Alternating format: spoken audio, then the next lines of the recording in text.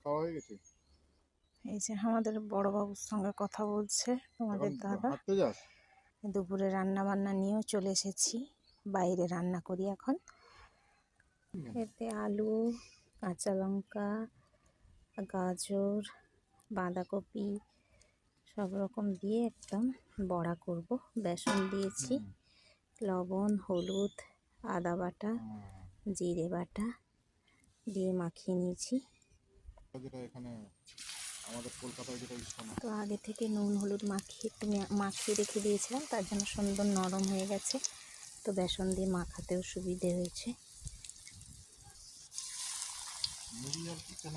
শাক ভাজছি, শাক ভাজা হয়ে গেছে, আমাদের দাদা স্নান করতে গেছে।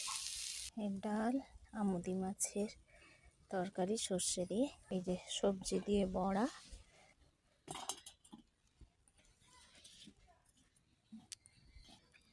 হনুমান। এই যে ছেলের ভাত তরকারি বেড়ে দিয়েছি, দেখতে পাচ্ছিস না? তো বড় মাছেরই চাকাটা। কোনটা খাবি না? শাক। হ্যাঁ শাক খেয়ে নে, শাক খাওয়া ভালো। কি খাবি না? ডাল দাও, মাখিয়ে খা, ভালো লাগবে। দে। ল্যাঙ্গুয়েজ কেমন হয়েছে? ভালো। এই যে পুরো আমুল দুধের রাবড়ি করেছি, চিনি বেশ পরিমাণ অনেকটাই, দারুণ খেতে হয়েছে, সুন্দর। ছানার রাবড়ি। নাশপাতি খা, মিষ্টি রে নাশপাতিটা, আপেল আর